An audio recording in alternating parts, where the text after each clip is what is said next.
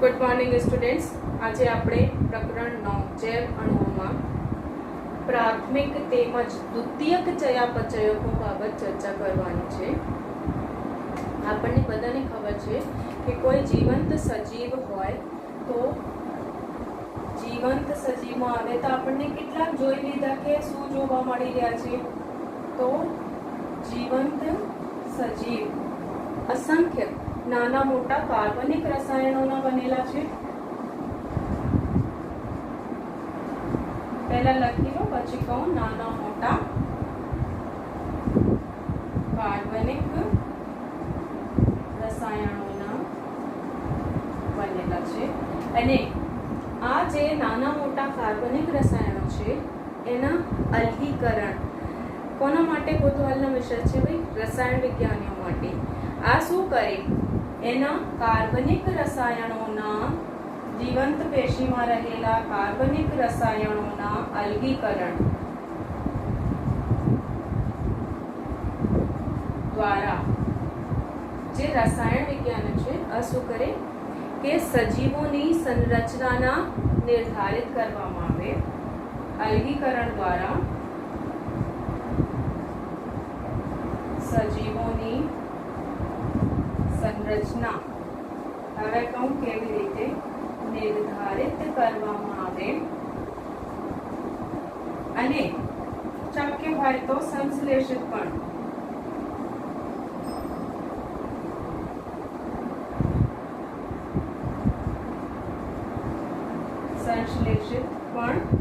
કરવામાં આવે।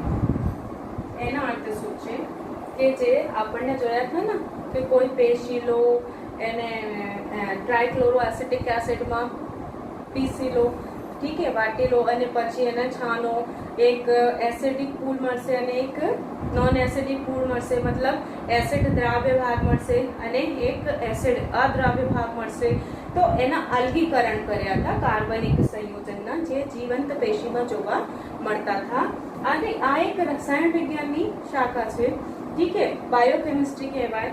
તો એના જે ઉદ્દેશ્ય છે આ શું છે કે સજીવોની આ એને અલગીકરણ કરે છે, અસંખ્ય નાના મોટા કાર્બનિક રસાયણોને અલગીકરણ કરે અને શું જોઈએ છે કે સજીવોની સંરચના નિર્ધારિત કરવામાં આવે। જેમ કે આપણને જોયા કે ભાઈ કોષરસ પટલ છે આ કઈ કાર્બનિક સંયોજનથી બને છે તો કે કેસમાં ફોસ્ફોલિપિડ જોવા મળે છે, કોષરસ પટલમાં કોલેસ્ટ્રોલ જોવા મળે છે, પ્રોટીન જોવા મળે છે। તો એની સંરચના નિર્ધારિત થઈ ગઈ કે કોષરસ પટલ જે છે ફોસ્ફોલિપિડ, કોલેસ્ટ્રોલ અને પ્રોટીનની બનેલી છે। તો એની સંરચના નિર્ધારિત થઈ ગઈ। તો સંરચનાને નિર્ધારિત કરવામાં આવે અને શક્ય હોય તો જે એના કાર્બનિક રસાયણ છે એને પ્રયોગશાળામાં પણ એ સંશ્લેષિત કરે છે, ઠીક है। સજીવના શરીરમાં મળી રહ્યા છે એને કહીએ જૈવ અણુઓ। જૈવ અણુઓની યાદી બનાવો તો એક સજીવના શરીરમાં ઘણા બધા જૈવ અણુઓ મળશે, ઠીક है।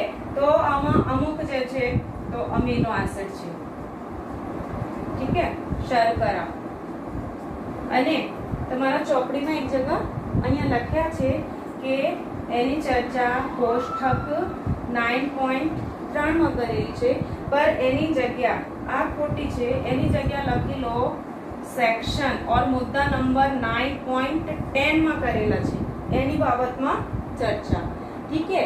એને કહીએ ચયાપચયકો, ઠીક है। અહીંયા એક સુધારા કરી લેજો ચોપડીમાં। તો અમીનો એસિડ વગેરે જોવા મળે તો એને કહીએ ચયાપચયક। એવા જે અણુઓને કહીએ ચયાપચયકો, ઠીક है। હવે આ જે ચયાપચયક છે કેટલા પ્રકારના હોઈ શકે તો બે પ્રકારના હોઈ શકે, પ્રાથમિક ચયાપચયક અને દ્વિતીયક ચયાપચયક।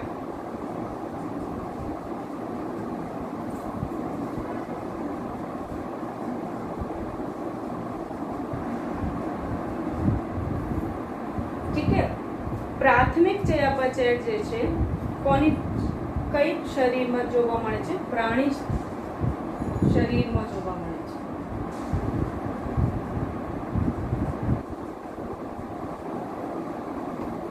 પ્રાથમિક ચયાપચય કોને કહેવાય? તો ભાઈ જે આપણને જોયા હતા ને અમીનો એસિડની સંરચના જોઈ હતી, glycine amino acid, serine amino એસિડની સંરચના જોઈ હતી. તો in short amino acid, ribose શર્કરા જોઈ હતી, ઠીક है. પછી ન્યુક્લિયોસાઇડ જોયા હતા, ન્યુક્લિયોટાઇડ જોયા હતા. તો આ બધા જે છે લેસિથિન, કેટલા ફોસ્ફોલિપિડ એના આગળના પેજ ઉપર જોયા હતા ને, ફોસ્ફોલિપિડ. તો આ બધા જે છે આ છે પ્રાથમિક ચયાપચય. હવે આ જે પ્રાથમિક ચયાપચય છે એના કાર્ય આપણને યાદ છે. પહેલા લખો પછી હું કહું. પ્રાથમિક ચયાપચયના જ્ઞાત કાર્ય કરે છે અને દેહ ધાર્મિક ક્રિયાઓમાં ભાગ ભજે.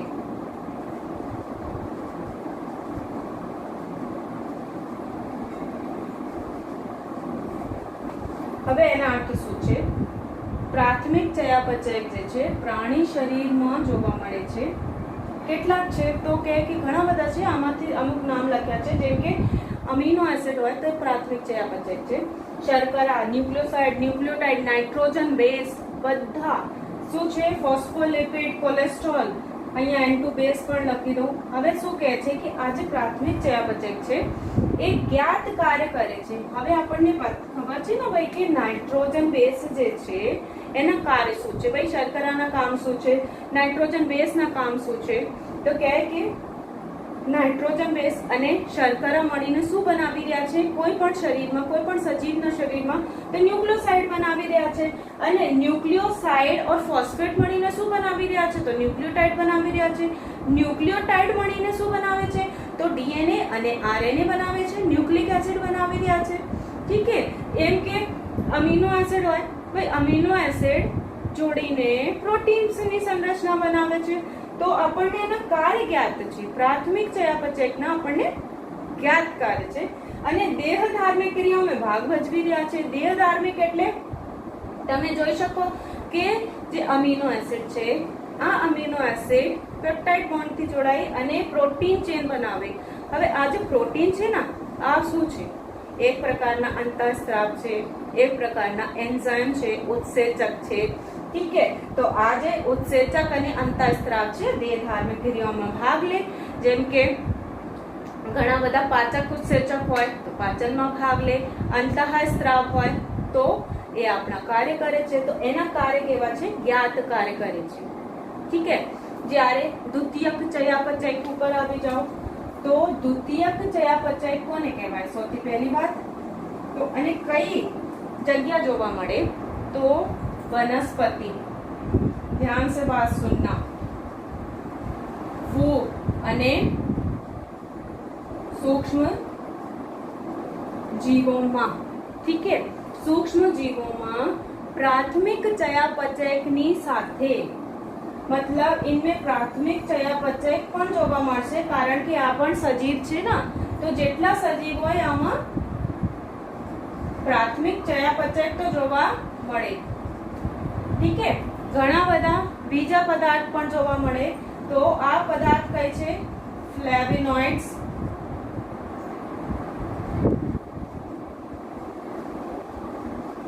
આલ્કેલોઇડ્સ,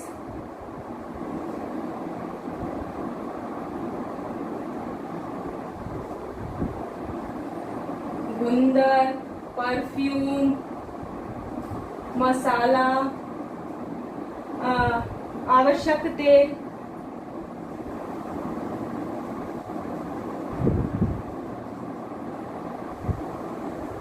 ठीक है. तो આ બધા જે છે બીજા પદાર્થ પણ જોવા મળી રહ્યા છે. કઈ કઈ? ફ્લેવોનોઇડ, આલ્કેલોઇડ, ગુંદર, પરફ્યુમ, મસાલા, આવશ્યક તેલ. તો આ જે બધા છે એને કહેવાય દ્વિતીયક ચયાપચય. શું કહેવાય એને? દ્વિતીયક ચયાપચય.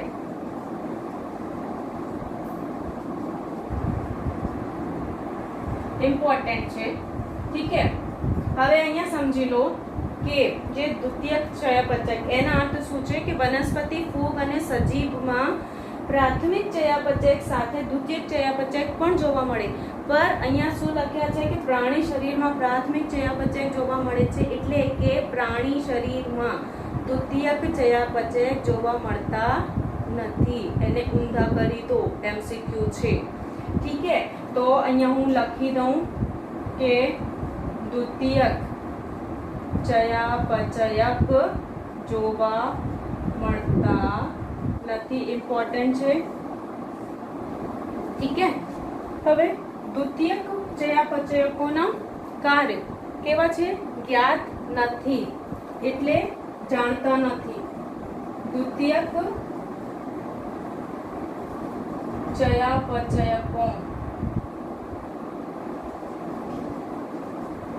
કાર્ય જ્ઞાત નથી. એના અર્થ શું છે કે જે પ્લાન્ટ બોડીમાં કે જે ફૂગની દેહમાં કે સૂક્ષ્મ સજીવની દેહમાં આ દ્વિતીયક ચયાપચયક બની રહ્યા છે, ફ્લેવોનોઇડ, આલ્કેલોઇડ, ગુંદર, પરફ્યુમ, મસાલા, આવશ્યક તેલ, એની સિવાય ઘણા બધા છે, જેમ કે રબર, પ્રતિજૈવિક દ્રવ્ય. તો આ બધા જે બની રહ્યા છે, તો કેમ બની રહ્યા છે? ઠીક છે, જેમ કે આપણને ભણતા ને કે ફૂગમાં એક પદાર્થ प्रतिजैविक द्रव्य મળે છે, પેનિસિલિન, પેનિસિલિયમ નોટેટમથી. तो आज ये पेनिसिलिन पदार्थ इसमें बन रहा है, तो केम बनी रहा है? ठीक है, ए कार्य ज्ञात नहीं. ठीक है, पर एनी आर्थिक अगत्यता છે, मतलब मनुष्य માટે દ્વિતીયક ચયાપચય જે છે મહત્વપૂર્ણ છે. ठीक है, મનુષ્ય માટે और મનુષ્યના કલ્યાણ માટે દ્વિતીયક ચયાપચય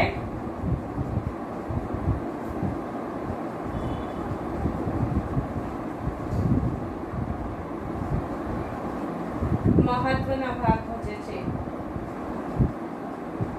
અને એની આર્થિક અગત્યતા છે.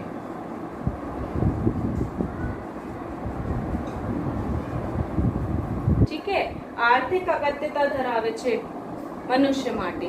ઠીક है, હવે આમાં આપણને જોઈશું કે કઈ કઈ દ્વિતીયક ચયાપચય છે. તો પહેલા એકવાર એકાના રીકેપ કરી લો કે જીવંત સજીવના જે અસંખ્ય નાના મોટા કાર્બનિક રસાયણો છે એના અલ્ગીકરણ કરીને જે રસાયણ શાસ્ત્રી હોય આ શું કરે છે? સજીવની સંરચનાના નિર્ધારણ અને શક્ય હોય તો એને પ્રયોગશાળામાં સંશ્લેષિત પણ કરે છે. જે જૈવ અણુઓની યાદી બનાવો, સજીવ દેહમાં રહેતા જૈવ અણુઓની યાદી બનાવો તો ઘણા બધા મળશે. આમાંથી અમુક જે છે અમીનો એસિડ, શર્કરા, એને કહીએ ચયાપચયક. ચયાપચયક કેટલા પ્રકારના છે? બે પ્રકારના, પ્રાથમિક ચયાપચયક અને દ્વિતીયક ચયાપચયક. પ્રાથમિક ચયાપચયક પ્રાણી શરીરમાં જોવા મળે છે. કઈ કઈ તો કે અમીનો એસિડ, શર્કરા, ન્યુક્લિયોસાઇડ, ठीक है, न्यूक्लियोटाइड प्लस ફોસ્ફોલિપિડ, કોલેસ્ટ્રોલ. તો આ બધા છે પ્રાથમિક ચયાપચય. એના કાર્ય જ્ઞાત છે અને પ્રાથમિક ચયાપચય જે છે દેહ ધાર્મિક ક્રિયાઓમાં ભાગ ભજવે છે.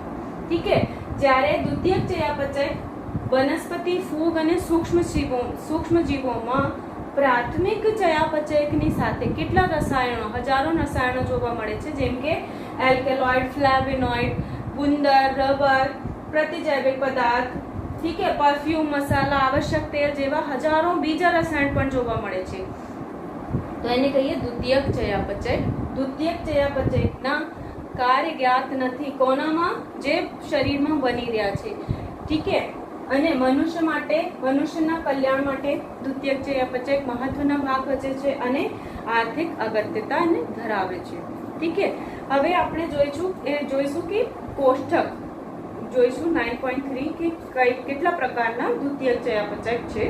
ઠીક है, અને આ જે ચેપ્ટરમાં કોષ્ટક છે, જેટલી ટેબલ છે, જેટલી સંરચના છે, આ નીટના ઉદ્દેશથી ખૂબ જ વધારે જે છે મહત્વપૂર્ણ છે, ઇમ્પોર્ટન્ટ. એક એક બાત ઉસકી ભૂલના મત.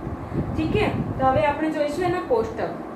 તો હવે આપણે જોઈશું કે એક યાદી છે દ્વિતીયક ચયાપચયની. રંજક દ્રવ્ય તરીકે જે દ્વિતીયક ચયાપચય છે કઈ છે? કેરોટીનોઇડ્સ અને એન્થોસાયનિન વગેરે છે. એલ્કેલોઇડ મહત્વપૂર્ણ, મોર્ફિન અને કોડીન. ઠીક है, આ આપણને કહીએ ને મોર્ફિન, અફીણ, તો ડ્રગ તરીકે યુઝ કરે છે. ડ્રગ એટલે ઔષધિ તરીકે યુઝ થાય છે. એલ્કલોઇડ છે એક પ્રકારનો. ઠીક છે. ટર્પેનોઇડ્સ, મોનોટર્પેન અને ડાયટર્પેન્સ.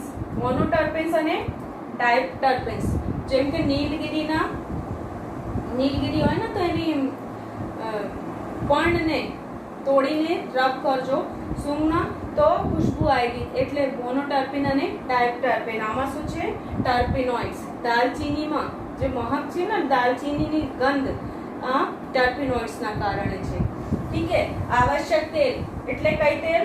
લેમન ગ્રાસ તેલ વગેરે. ટોક્સિન્સ ઝેરી હોય ને, ઝેર કઈ છે? તો એપ્રિન અને રિસિન. ઠીક છે. લેક્ટિન્સ, કઈ લેક્ટિન્સ છે? કોન્કનવેલિન એ. ઔષધ ડ્રગ્સ કઈ છે? તો બિનબ્લાસ્ટિન અને કુર્કુમિન વગેરે જોવા મળે. બિનબ્લાસ્ટિન જે છે કેન્સરમાં એક યુઝ હોતી ડ્રગ છે. કુર્કુમિન હલ્દી, હળદર જોઈએ છે ને, આમાંથી આપણને મળે છે કુર્કુમિન. ઠીક છે.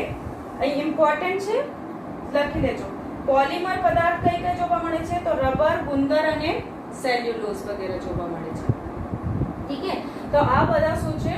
દ્વિતીયક ચયાપચય. એને તમે યાદ રાખવું પડે.